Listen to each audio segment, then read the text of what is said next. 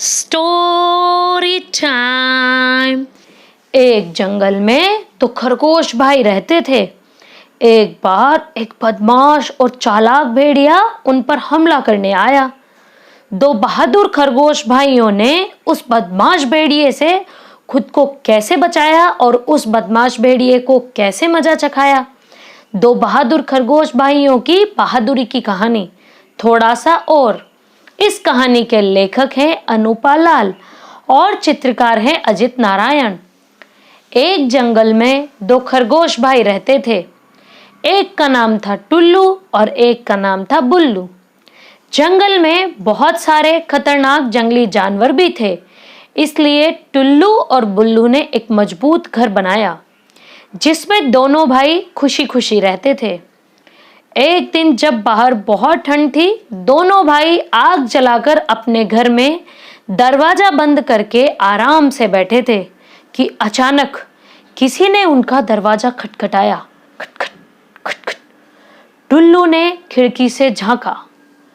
बाहर एक बड़ा काला भेड़िया था। मैं ठंड में मरा जा रहा हूं, भेड़िए ने कहा।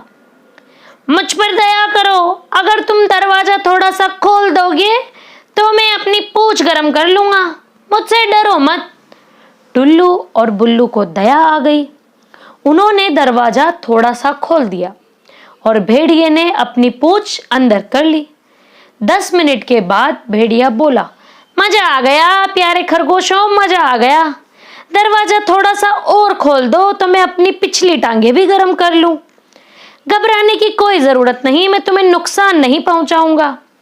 टुल्लू और बुल्लू ने एक दूसरे की तरफ देखा। फिर टुल्लू ने दरवाजे को थोड़ा सा और खोल दिया और बुल्लू ने आग पर एक पानी का पतीला रख दिया। 10 मिनट बाद भेड़िया फिर से बोला, तुम लोग कितने अच्छे हो, कितने दयालु हो। अगर तुम दरवाजा थोड़ा सा और खोल दोगे तो मैं अपनी अगली टांगे भी सेक लूंगा। डरना नहीं, मैं तुम्हें नुकसान नहीं पहुंचाऊंगा मेरे छोटे भाइयों।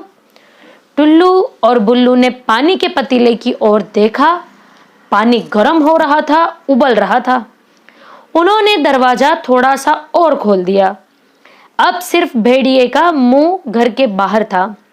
10 मिनट के बाद भेड़िया फिर से बोला, ओह कितना आराम और गर्माहट मिल रही है, बस मेरी नाक अब तक ठंडी है।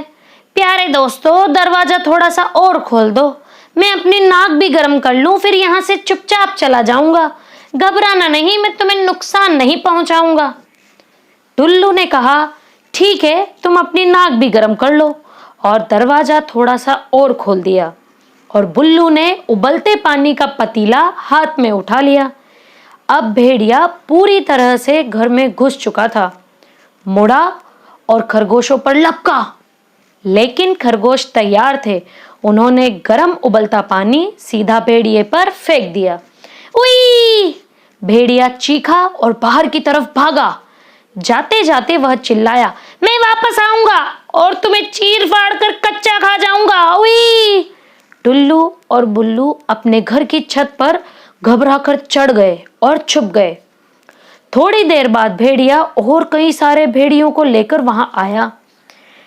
सबने मिलकर घर का दरवाजा खटखटाया, लेकिन दरवाजा नहीं खुला और उन्होंने मिलकर दरवाजा तोड़ दिया।